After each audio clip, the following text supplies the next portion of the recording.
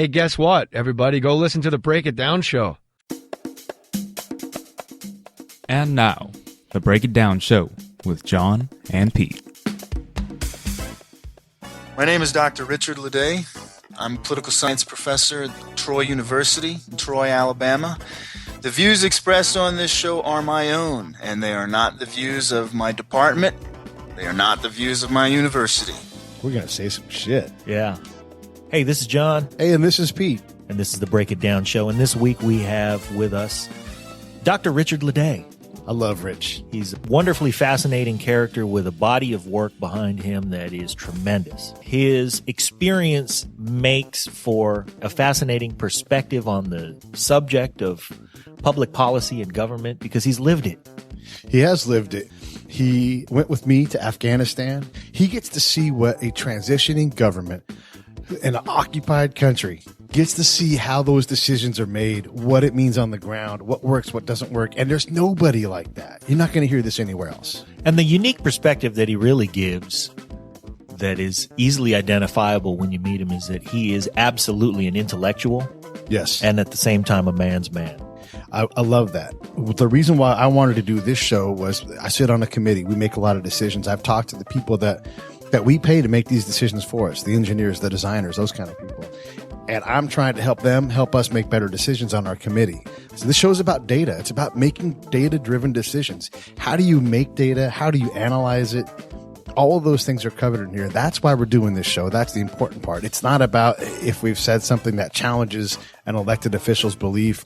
We're not trying to do that. What we're trying to say is if it's important to study environmental impacts of our projects, it's also important to understand what the people are, what the nature of that situation is.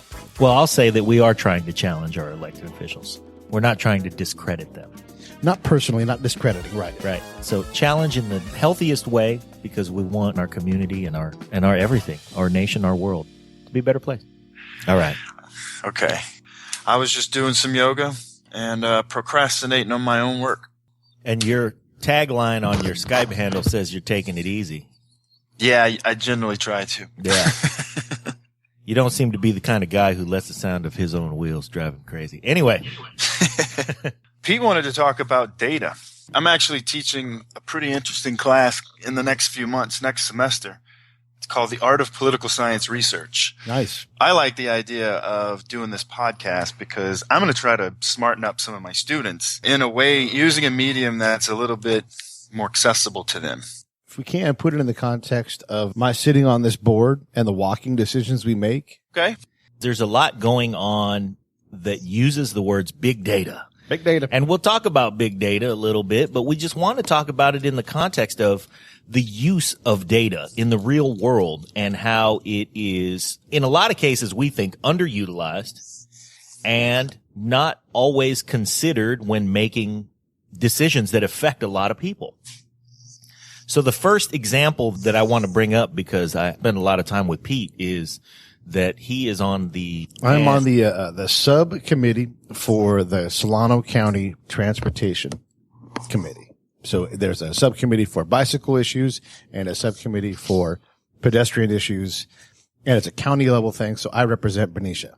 All right. And so you represent pedestrian issues. What does that mean, Pete? Does that mean making sure that people have safe places to walk or helping people, maybe getting more people to walk? Or you're nailing it. That's exactly it. How do we get more people to walk, which goes to the greater county plan, which is to reduce greenhouse emissions, be healthier. All of these things are part of the overall goal. So get them to walk more, make it safer for them to walk, making walking more accessible. All right, Rich, let's start there. That sounds like a pretty proactive public policy. I live in a place where we barely have sidewalks, man. Over here in Alabama, nobody likes to pay taxes, so we don't get a lot of sidewalks. Wow. So you got a public policy issue. I would say, what kind of data are you collecting to look at this problem? Not just you, but the other people on this committee. You got some elected officials. Are they even looking at some data? Do they know what data is? How's that? That's the bigger question there. We do get some data. They'll use a heat map to represent incidences of pedestrians and vehicles being hit. But the heat map will represent one data point. So a person gets hit And heat maps don't work in that context. So what we struggle with as a committee is to get good data, to know what good data is, and to get good data to drive our decision making. Mm-hmm. Well, before we can figure out what good data is, we got to figure out what data is so we can evaluate it for its goodness, if you will. So let's answer the question. What's data? What is data? Simply, we could say what? Observations, pieces of information. Just that kind of definition alone is not sufficient. Just a piece of information is not itself necessarily data. Data have to be coded. Okay. We got to get a piece of information, but we got to categorize it in some kind of way. We can have raw pieces of information, but without a way to compare those pieces of information to other information, then we just have observations. So we got to have some metric for evaluation, right? So data is an observation, but it's an observation that's been processed in some kind of way. So let me see if I can get this right, because you're talking in terms that I understand. If you collect intelligence, it's the same thing.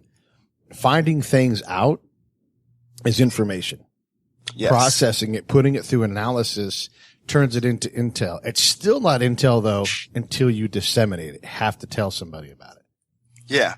And that's farther along the process, right? Because we've made some observations, but we got to code that in some kind of way. And there are many, many different ways for doing that.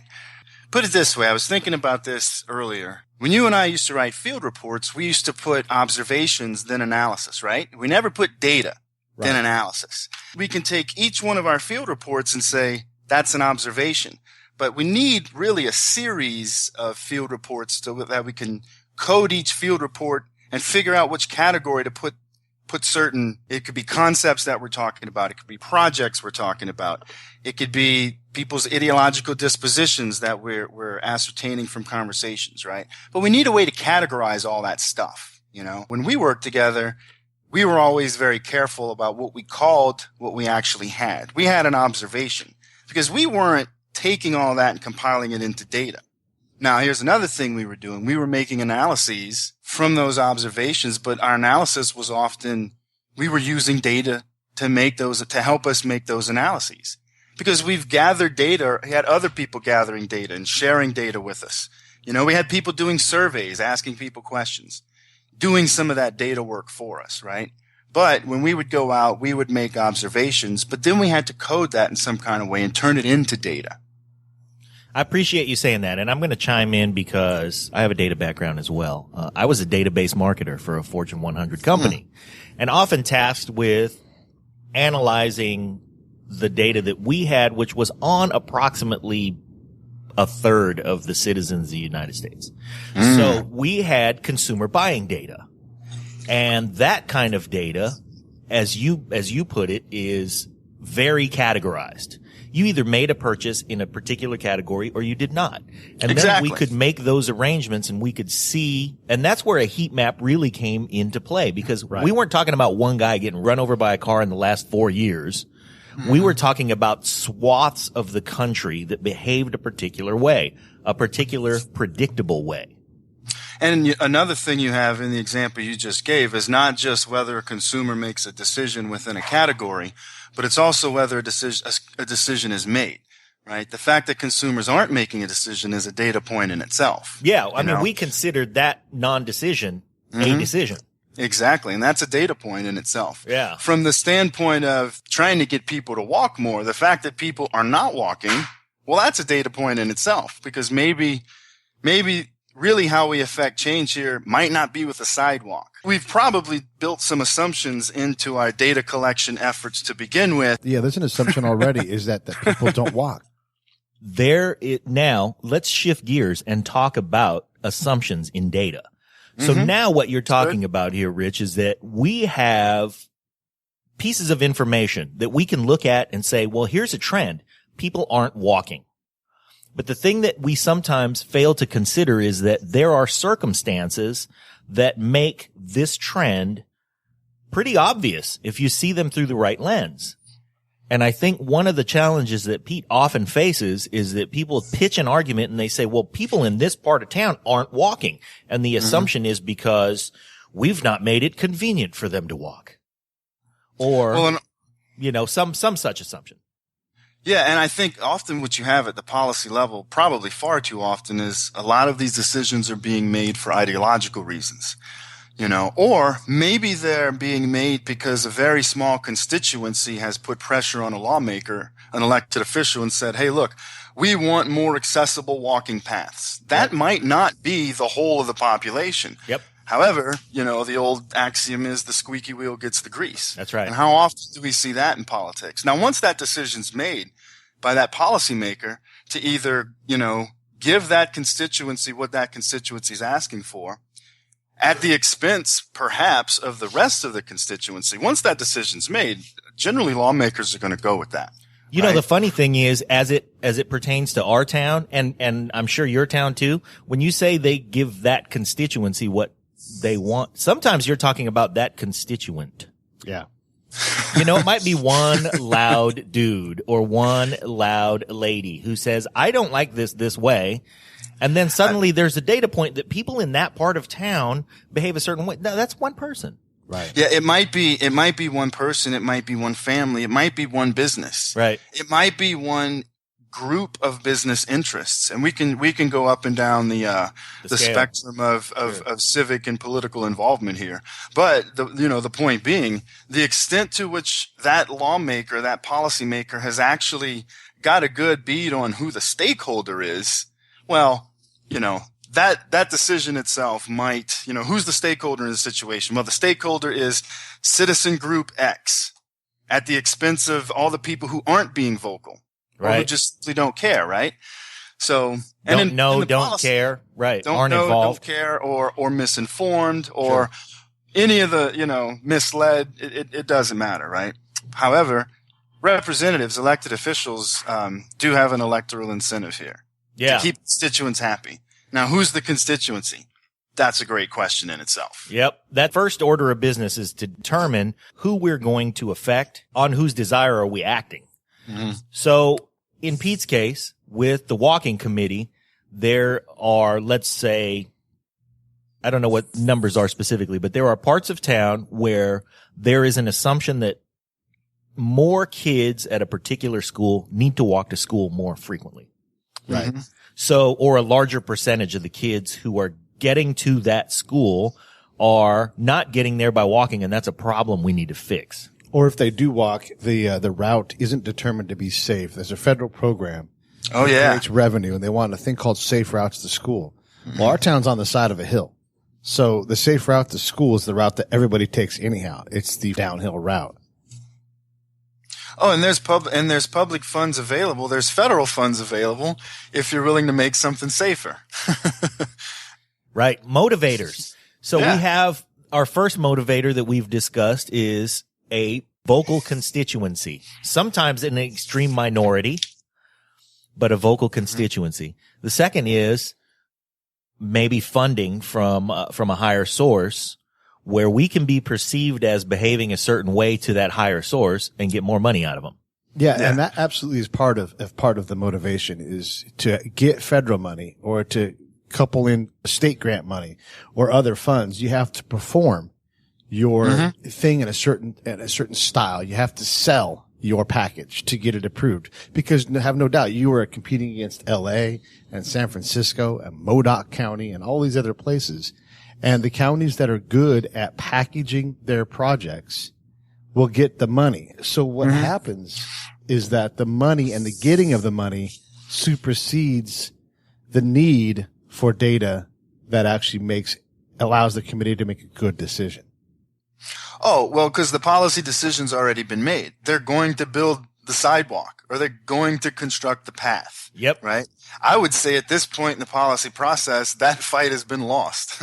If you're trying to introduce some new data to shed some new light on this equation, you're already past that point. Yeah, you're done. Without lawmakers who are willing to, early on in the policymaking process, start bringing an all-encompassing view, or not have strictly a partisan-based or an ideologically based discussion, then the decision's been made. It doesn't matter which data you have. We're going to build a road.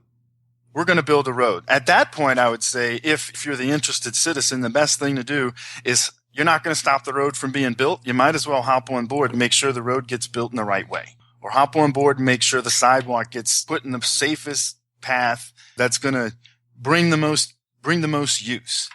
Because the decision's already been made. So the decisions get made, but there are a whole host of projects. Building a sidewalk's just one, building a bridge, making a tunnel more safe, expanding the sidewalk on an overpass. Those are all actual examples of things we consider all the time. Yes. What we don't consider well is, of those things, which one deserves the county's attention? Mm-hmm. And that's sort of where I think the data thing is going to come back into play. Give us an example, Pete. Robert Semple, an old neighborhood here in Benicia, has a underpass that's just a small tunnel. It's maybe 50 feet long, but it's a tunnel, and it's scary. And elementary school kids have to go through that thing. Parents have to go through it. So how do we make it more palatable? The same neighborhood is a 50-plus-year-old neighborhood with a set traffic pattern. They want to change the nature of the traffic pattern to make crossing the street more safe for kids. All those things sound like wonderful projects that make things safe. All right, let's start taking them apart. I also want to add in Vallejo on Sir Admiral Callahan. Someone got hit the other day. That is probably the most dangerous street crossing for pedestrians that we can see in the county. Uh-huh. It's routinely the place that has the most. It's a big, high-speed. Yeah, it's easy to go fast on that street. It's easy to not pay attention to pedestrians on that street, and there are pedestrians on that street. Everybody's got to get across because it sort of butts up against the water. So the people go there to get to the ferry. They go there to get to restaurants that are on the water. There's a lot of reason to cross that road, and there's not a lot of places to cross it successfully. You're trying to pass on an expressway. Yep, you're playing Frogger. Well, so what's the proposed solution, and what does the data tell us besides people get hit there? I'm going to just say one thing about Frogger is that when you play Frogger, things are in a pattern. And because things happen in a pattern, you can predict them. And you can play Frogger, and you don't get whacked every time. This is terrific. You know? Yes. So you just jump out into the middle of the street, you're going to get whacked. You got to play Frogger a little bit, and you got to look at and pay attention to the board. You know why? Because you got to see the pattern developing. Here's a guy with a PhD, because I just threw that out there, meaning, I'm taking my life into my hands and I'm running out into a busy street. And he says, no, the turtles come in groups of 3. We have to use data to observe patterns. Sure. Because if we don't observe patterns, then we can't make predictions. Yeah. Once we observe patterns, we can predict our behavior, right? Now, a person gets hit, and that's a horrible story, but at the same time, how many people walk across that street and don't get hit? That's an observation we make. A person got hit. Horrible. Horrible for that person, that person's family, et cetera, et cetera. Yes. But do we need to all of a sudden install a crosswalk and flashing blinker signs and lower the speed limit from 45 to 10? Is that necessarily going to solve the problem? It might prevent more deaths in the future. That's great. But how many fender benders are you going to cause? I'm not saying fender benders are worth more than a death, by no means, right? But you might cause more deaths on that highway than you're going to cause in a crosswalk. Yeah. No? One of the things that we do is, as a government, when we plan these things, is we make those changes. We add in a street light. We add in a blinky light. And maybe in that little 10-foot segment of the road, it has become safer to cross. It doesn't mean that you've not made it more dangerous somewhere else, though. And we never study the effect afterwards. We sort of look and say, hey. The butterfly effect of the blinky light. Exactly. Yes. Or we have assumptions about the effect. Right. You know? There's a thing called a road diet where they paint the lines and they squeeze the road where the car operates. The assumption is that always reduces speed. I don't know that to be true. I've not seen any data. That's just a theory within the development people, as far as I can tell, because no one can produce for me any kind of literature that says on military in Benicia, cars go slower because we've given the road a diet with paint. You know, it's another awesome assumption we build into public policy: yellow lights. You know how many assumptions are built into the yellow light? I'd be interested to hear what kind of assumptions are built into a yellow light. Well, we're assuming people aren't always going to just speed up for one. Yeah. You know, we're assuming that the bulk of the population is going to do the right thing and stop or prepare to stop. So I can't say that I behave in the preferred method more than half the time. I can't say that I ever behave in the preferred method in that example that you give. It affects my decision making. When I see yellow light, it does let me know, hey, this light's about to change. And then I decide, will I make it or will I not? And sometimes Yes. it's based upon what I'm driving and And my Pete's a load. gambler. I'm a gambler. If I'm It's driving something with a certainly- trailer, I'm not going to jam on the brakes. I'm going to go through even if I'm not going to make it on time. I don't It mean to certainly- Oh, please, Rich. It certainly affects all of our decision making. But we shouldn't assume that everyone's going to slow down and stop. Yep, that's true. I don't mean to digress, but I want to give an example, and pardon me if it's a bit lengthy, but this is an example of how data works that I think can bring it home for some people. When I was a database marketer, we worked on a product that was a financial service solution that benefited homeowners. And it benefited homeowners to a degree that was bigger if your house was bigger, or if the value of your house was bigger, or if you lived in a more expensive house. So for instance, if somebody has a 1,500 square foot house in Alabama, well, we're going to benefit you to the tune of, just to stick a random dollar amount on it, $30,000 over the life of your home loan. Whereas if somebody had a 2,000 square foot house in San Francisco, well, just because of the value of that house being different, we would benefit that person maybe to the tune of $150,000. So our assumption, much like the yellow light, was, hey man, if you see that $150,000 number on your analysis, you're going to respond a little better. Most people are going to see that and go, holy moly, that's $150,000. Right. So our assumption was that the folks who were on a dollar by dollar basis more richly affected by this product, we would see greater response and greater conversion among that population. When we really, really dug deep into the data and dug deep into consumer behavior data, one of the things that we found was that our highest responding group among as far down as we chose to dig were single female heads of household in the northeast quadrant of the country whose last consumer purchase in the category of music was country. And it was such an anomalous spike. We didn't know what caused it. All we knew was if all we did was segment this category and mail to them, we would consistently get double, triple response from that particular category. Wow. Versus millionaires in Los Angeles. That is crazy. Yeah. And we're talking about a category of consumer whose house tended to be worth, let's say $150,000 versus $1 million house in Los Angeles. We never dreamed in a million years that person whose benefit was smaller would be a more vigorous responder. But we found it time after time after time. And I don't know what the deal was with the country music purchase, but that just was where the data was. What was the last thing this person bought on Columbia House? What was Toby Keith? Well, we don't know why. Yeah. But consistently, if we solicited that person, they said yes more than anybody else. Now, the thing is, it took a massive amount of data, though, for you guys to find that pattern. Yeah, it was an expensive analysis. Oh, exactly. You can't just go and ask a couple of people in your neighborhood, what's up with your, how do you feel about your home mortgage rates, and start making those kind of analyses, right? Right. If you do, Two questions. How do you feel about your mortgage rate? And do you like Toby Keith? But let me ask this. So in the business world, though, did you just collect a bunch of data, analyze it, and stop collecting data and stop analyzing? No, that was a really cool project. Absolutely not. In fact, what that did was drove the desire for us to create more efficient marketing campaigns based on looking at all of those people and their consumer habits. So we had a group of stodgy old guys. It wasn't really stodgy and it wasn't really old, but that was, comparatively speaking, we had the old guard who said, well, here's what we've always done, and we built a successful company on it. And then we had the young mavericks who said, yeah, well, here's how you could take your successful company and squeeze more out of every dollar that you spend. We won on both counts because the stodgier of the two decided to let the younger folks play a little bit. And the folks who played went in there and said, well, here are your segments. And they're not the segments you guys are used to looking at. And they're not categorized in ways that you're used to categorizing them. Because we have this massive amount of data that we spend a lot of money on, we can now see that there are trends that make things more predictable for you than you ever understood.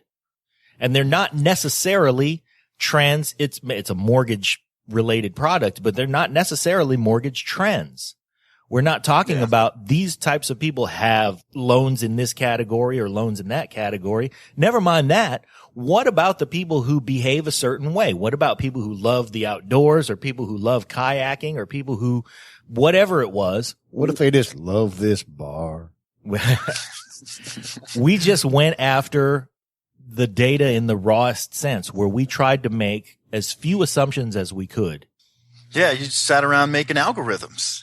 Yeah. Sounds like. And that was the other thing that I think feeds to your earlier point, that sometimes it's not just looking at the data and saying, well, this group of people does this. It's sequential. So you can say that if this group of people do this and we guide them in this way, then they will behave like this in the future. And I think that really points toward the things that Pete's committee is trying to do. And whether they look at that type of data or they look at it in that style or not really remains to be seen. When we get data, we try to present it, but nobody really has a data background to present it with authority. I'm not a big data person. I've taken some stats classes. Rich has taught me some things. I've come across my own knowledge, mostly from learning about baseball. And I'm often able to say, this is one of the best places to learn about statistics. No kidding. Nobody, I don't think, uses data better than baseball. But they have figured a lot of things out. In that self-education pattern, I'm often able to say, hang on a second. So one of the things I heard the other day when I was in a meeting was that safety was the second most important factor. Anything outside of a mile, we struggle to get people to walk, and then safety was the second concern. And that absolutely isn't what I've found in my own qualitative research. In our hometown, we're on the side of a hill. Elevation is a big deciding factor. If you like the show, and you know you do, send us some pictures of your boobies. Don't do that. Support the show. There are 3 ways you can support us. Number 1, go to iTunes or Stitcher or wherever you listen to podcasts and leave a 5-star rating and review. It helps with the show metrics and helps us get better placement. Number 2, visit our website, www.breakitdownshow.com. We've got an Amazon and an eBay link. Same Amazon, same eBay, you know and love, but they give us a little kickback when you get to their site from ours. And number 3, leave comments about the shows that you like. We want to know what you think, how you feel. Tell us how to make the show better. We greatly appreciate it. Now back to the show. We like boobies. For those of you folks out there listening who also live in towns on the side of a hill, put that into your perspective. If the grocery store where you walk is downhill from your house, it might be, let's say, a third of a mile. Very walkable. You might live in a lovely town in rural Alabama or anywhere in America where you got neat things to look at and lovely neighbors to wave at and say hi to. And that third of a mile is great to walk. However, you got a third of a mile to walk back with a couple gallons of milk and some eggs and a bunch of groceries. Yeah. Are you going to walk that regardless of how safe you make it? You still have to walk uphill a third of a mile with a bunch of groceries. That's right. What if most of the people who live in that neighborhood are health enthusiasts and like marching up a hill a third of a mile with groceries? Here we go. There are some types there. Now, here's the thing. Yeah. In the public policy process, though, we don't want to assume all these things about the population, the target population, the stakeholders, if you will. Now, first of all, we got to assume the population's the stakeholders and not the companies who are going to build the thing or the politicians who are just going to get reelected because they helped bring more federal money into the district, right? You stop right there. Accentuate that point, because one of the things we struggle with when we make decisions on identifying, first of all, who the stakeholders are. Yeah. And then engaging with the key stakeholders. Let's define the word stakeholder in this context. We have to figure out who we're trying to get to benefit from this policy process, whose behavior are we trying to change, okay? Because what do public policies do? Public policies are, to a great extent, designed to reinforce existing behavior by rewards or provide incentives for people to change their behavior or penalize people for doing something they're doing, right? So public policy is all about getting people or corporations or groups to change their behavior or to continue their behavior, right? So we got to figure out who we're trying to affect with this policy, ultimately. Now, in the case of infrastructure improvements of the type we're talking about in your district, you have an easily identified population confined by geographic boundaries, okay? Let's go and do a survey. Wow, randomize everybody in the population, do a survey, figure out what their most important infrastructure desires are as a population. That's one approach, but do we stop there, right? Well, we don't have to, because at the policy level, at the level of the elected official, we would think there's a little bit, I don't want to say, I'll say knowledge, even though we don't always associate public officials with knowledge. There should be a little bit more knowledge about what the district needs. Okay. Taking these things into consideration, do we stop with just a survey of the population? No, we might actually, let's go run some focus groups and parent-teacher organization. Let's go and reach out to them and see what their needs are. After all, it's these women and men who have children going to the schools who are going to be accessing these sidewalks, we assume, right? Am I doing good so far? Is this adding enough context? I think you're adding context, and every bit of context you add asks another question. Right. So the next thing is, well, is that the right population? And why are we motivating these people to do this thing? Yeah, we want people to walk more because we want to decrease our carbon footprint or something. Is that why, really? And is that even the right thing? When I'm approached by the mayor, because I represent the mayor, she says to me, Pete, your job is to get more people to walk. Part of the greater plan for Benicia is to have healthier people, greener conditions, that kind of thing. And her assumption is, because I've not seen data, so I'm assuming this is an assumption, we don't walk enough. I go out and I do not focus groups, but I do one-to-one conversations, much like Rich and I did in Afghanistan. And what do I find out? People walk a lot in Benicia. They might park 25 spots further back because they're older and that's about all they can manage, but they do choose to do that and they walk further. And we live in a place that is, as you describe, Rich, filled with folks who like to get out, like to move around. And for the most part, our population, to say that the population of Benicia needs to walk more, I think there are a lot of concerns out there that are far greater than getting the people around here in a waterfront town where every other house has kayaks in front of it or bikes or something. We need to walk more. Sure, everybody needs to walk more, but there are a lot bigger fish to fry. And the people here in this town also walk inside in their own home. They go to 24-hour fitness and they work out, and that's where they do their walking. Yeah. So we don't even understand the nature of what it means to walk in the town. And so I struggle to make decisions for the population until I better understand what it means. So let's back up for a moment. And again, we're making asses out of you, me, and everybody else, but because we got assumptions all over the place. But let's just say that our lovely mayor, if we can assume her motivations, let's say she wants to say that Benicia is the fittest town in the county and that we enjoy getting out. For those listeners out there who have not been to Benicia, California, we say this all the time. This place is lovely. Man, this place is awesome. Really From my nice. deck in my front It's yard, lovely. you can I've see been water. There's a state park. There are plenty of reasons to get outside and go for a walk. The climate's always terrific. And yeah, it's nice. Why wouldn't we enjoy it? And would it benefit us to say that we're the fittest town in the county? Sure, everybody would love to have a title like that. Now, is it more important to go solve another problem where people are actually getting killed? Crushed. Yeah. Yeah. Right. Probably. So let's put that motivation aside, but certainly make note of it. Rich, having made that assumption and now moving forward into the data, now what can we do to help people look at data in a more useful way? With the walking path or just in general? Well, let's start with the walking path and then maybe blow it out. Well, I would say, first of all, the mayor's assumptions about people walking or her ideas about getting people out walking, she just simply may want to get people outside doing all these things that they do in 24-hour fitness, et cetera, et cetera. The policy decision's probably already been made. It's going to happen. We now are at the stage of we're trying to change people's behavior so they use whatever project or whatever walking path, whatever the project may be. That's a whole different type of data we now need to go and collect or find that may be existing, because now we're trying to change people's behavior. We're not asking people whether they want the project or not. We're trying to get people to use the project. So, Hold on. So what you're saying here is that we've already planned to write that check, and now we just need to get the community rallied around the fact that we're going to write that check and we're going to use that resource, whatever it is. yeah, this has probably happened in some city before. Have they done a study and figured out how to change people's behavior? There's plenty of community planning research out there, I'm sure, I would hope, that looks at when you enact some sort of change in an urban environment or a suburban environment, does it actually change people's behaviors? Do parks actually work? You know, if you build it, they will come. I don't know, you know? That is a mantra I hear quite a bit. If we build it, they will come. There's a Oh, thing come called on. a multimodal transportation hub that's going to go into our industrial park.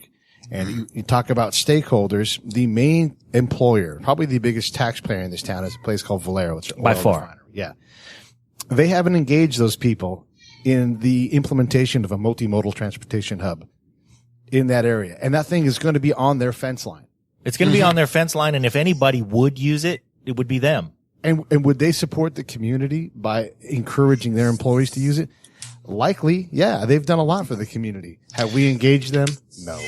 Well, actually, what needs to happen is somebody needs to go over there and make some observations with Valero, get some pieces of information so we can now start to look for patterns in the responses that we've got from the public, from business interest, from political interest. And let's see if we can build some patterns of response here to see, well, wait a minute. I still don't know if we're in the stage of we haven't decided to build the street, or we're going to build the street, or the street's already built. So I'm not sure. But I would advise any public official, if they have the resources, and they do, don't let them fool you, take some time and go get some more data. So, go Rich, collect some more pieces of information that you could then categorize and start to seek out patterns. Rich, you're bringing up a great point with all of these things. And the next element that comes in that sort of confounds that kind of decision making is the tentpole stakeholder appears to be the development engineers. Now, listen, politicians, rightly so, want to develop the area. Our mayor is great. She wants to make Benicia a better place. And if that's sidewalks or lighting or whatever it's going to be, that's great.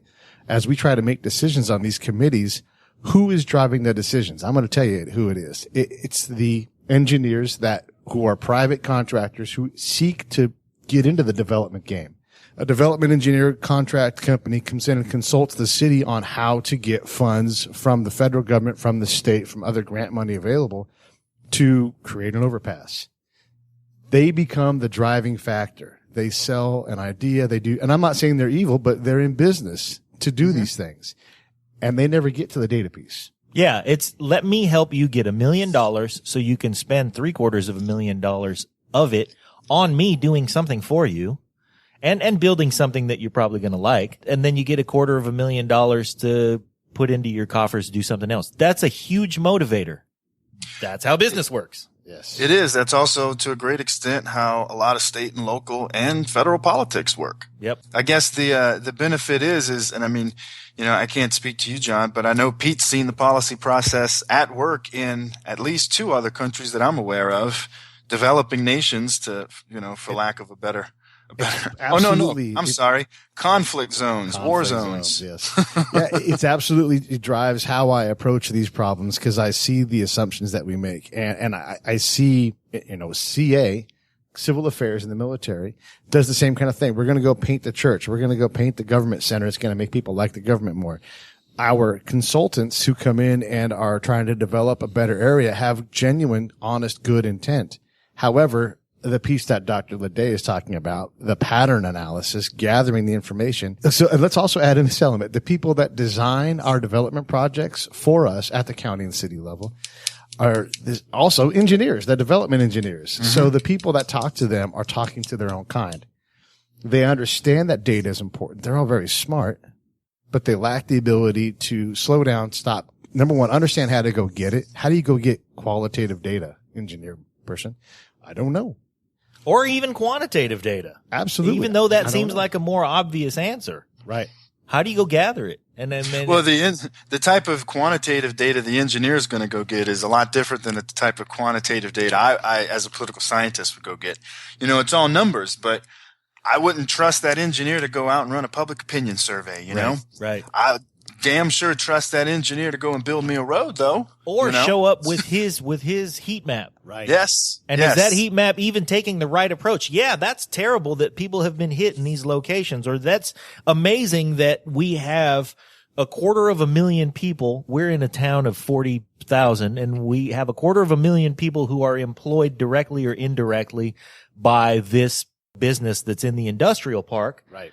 We need to get all those people to work. Yeah, okay, that's great. How many of those people need to work in the field, or need to have a truck, or need to, or have some sort of work function that just prohibits that they get there by public transportation? Can I do an aside that'll illustrate the craziness of this multimodal transportation hub that you just alluded to again?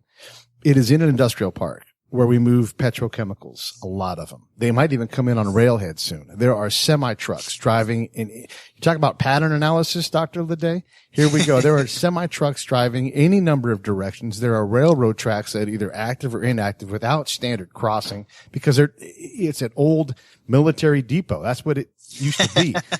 So you have all these randomized factors. Everything's at least a mile away from this multimodal transportation hub. And they want to know, they ask me to come in as the pedestrian person. Is this a good idea? No. No, none of this. There's very few sidewalks. There's all kinds of hazard things. Nobody's walking out there. The area floods. Can I make it sound any worse? And yet multimodal transportation hub and pedestrians is even being talked about, is crazy. Not that it's a bad idea, but no one's done the homework. And where they want to put it is a clear 2 miles from anybody's house. Yeah, at least, and a huge elevation change. Huge elevation change, walking across railroad tracks. People are going to get crushed out there Yeah. if they walk. Yeah. This is yet another situation when the state sees disorder and wishes to impose order. Yeah. Yep. The government will impose order. No, they won't. Right. Now, But they will try. To be fair to the multimodal transportation hub, the concept is this. People will commute in from further afield places, jump onto some kind of public transit, and then be transported to more public transit to get to further away places. They're trying to make a safe jumping spot. And I have heard the words, build it and they will come for it. I've also heard the consultant who's designing it say, it's Benicia's responsibility to sell this thing to the community. Yeah, which is a completely different endeavor than first and foremost trying to figure out if the community wants it. At what point in the policy process do we take the survey that the political scientist conducts and figures out what the public's mood is on this issue, or what the public's priorities are, versus the environmental impact statement done by that group of concerned stakeholders, versus the civil engineers who are going to conduct their own surveys and collect their own data to bear to this problem, versus the interests of the elected official who's trying to cater to constituents. Sometimes giving constituents what they don't need, or giving constituents what in the long term might actually harm the greater interests of the community as a whole.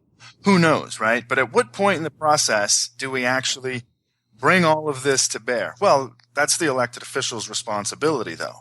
And at least it sounds like your mayor is trying to reach out. Now, to me, I'm still confused I like to know whether or not the thing is going to get built or not, so I can know, again, at which point in the data collection process am I? Am I at the stage where I can stop collecting data and now start looking for patterns and now start analyzing so I can make some good predictions? Oh, man. Yeah. I don't know. I'm not even sure where I am in the process yet. But it sounds like you might not be either, or at least the citizens of Benicia may not be. I will tell you who is in the process. There absolutely is an environmental study done. And you know who handles all that stuff? The consultant. Because it's Awesome. a block that you have to check. Awesome. But there is we did our homework and got rid of public assumption and got some pattern analysis on, do we need to change the traffic patterns in the Robert Semple school area? Let's just add this highlight point in.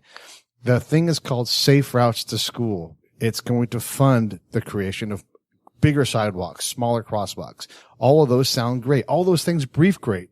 You know how this goes, Rich. When things brief great, they get made. I'm tough on crime. I'm tough on crime. Yeah. See how many arrests I've made? I know. Ask me how many kids have been flattened in the Robert Semple district.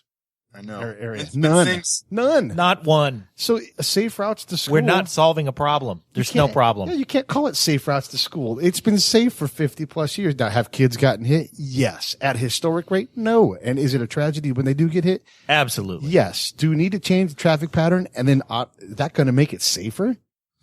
Yeah. Safer than zero? Let's put that Safer money. than zero. Let's put that money towards the Vacaville project. That at least on the surface sounds better. When you brief something well, you end up with a whole shitload of collection centers all over Zabul province, which just turn into really hot metal boxes that not a single damn farmer decided to bring a single piece of fruit to. Instead, they got used as taxi cab stands. We'll have to post a picture of a collection center. Rich has one. And Rich, really quick, tell the story of collection center so our listeners have some reference. Well, the one you just talked about, actually have pictures of several of them. This collection center was off the main road behind shops. It wasn't even accessible. It was like down an alley, and I barely even saw that it was there. What is a collection center supposed to do? We thought we were going to improve not production, once the agriculture is produced and farmers collect the crops, we're going to make it easier for the farmers to sell their crops to the vendors. By doing so, what we're going to do to stimulate this kind of market activity is we're going to build a space for all the farmers in the valley to bring their produce, and they can showcase their finest crops. So we built these metal shacks, and they basically just provided some hot shade for people in the hot desert, and nobody used them because we failed to figure out how agriculture worked in this area, in this province. And would that showcasing location even matter to anybody? No, it didn't, because what happened, the vendors actually would go to the farmers, right? Hey, you got a whole plot of pomegranates, right? The vendor goes and check out the entire plot. The vendor wants to see where the pomegranate came from. Yeah. The vendor wants to see the tree that pomegranate grew on, right? So the vendor goes to the farmer. But what we actually did by building these collection centers is we disrupted a process that had been working for hundreds and hundreds of years. No. Let me give historical context here, because our hunting and gathering ancestors stopped and figured out how to grow crops in that area 8,000 years ago. Yeah. You disrupted a system that had been working for 8,000 years. The people who invented stopping and planting. Luckily, they didn't disrupt it because the thing failed. No, it failed miserably. The big army said, hey, Afghans, check this out. You are now going to collect your crops and take them to this metal shack. The Afghan farmers said, no, we're not. Yeah. But we still built, I don't even know how many of these. I want to jump in nationwide. How many to be built? So here's another thing, and this is where the army is acting like the government, and it's the exact same. It's a great simile. The army comes in and says, we must build these collection centers. They must impose their will. And so they would plan them and say, we are going to build 7 collection centers in this province. Province is about the size of a state for our listeners. And they would go out and they would build them. Ask me now how many Afghans were engaged in the process of making this decision.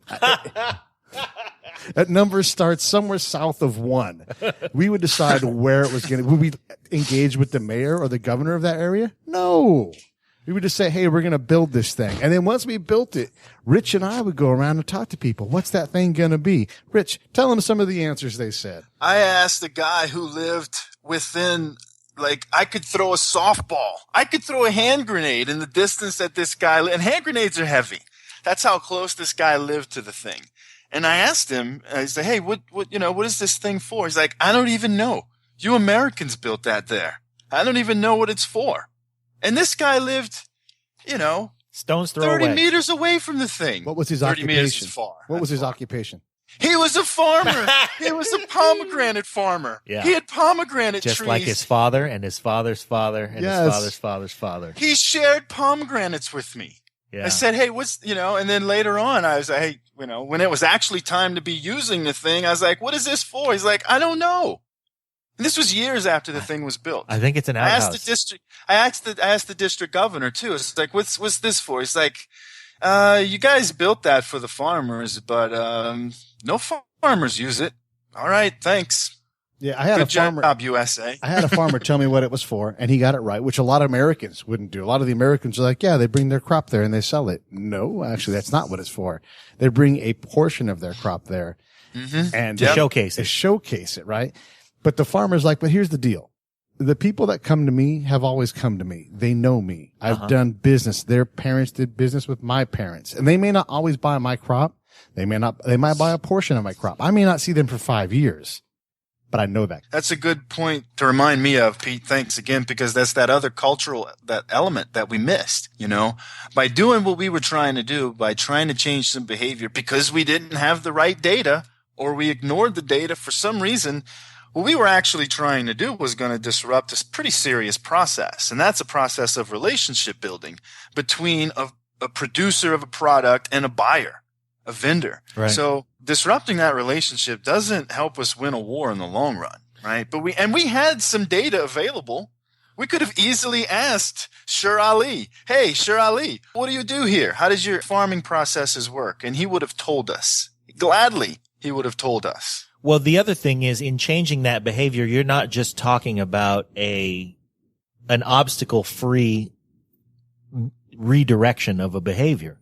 You're talking about disrupting something that has an established cultural pattern that everybody has been comfortable with for a long stretch of time. It's not only how it works, it's how everybody emotionally has become attached to how it works. So that's a whole different thing than just, instead of going from point A to point B, we want them to go from point A to point C. Sometimes there are hardwired processes that are a lot more difficult to move than just saying, well, yeah, let's just change this behavior.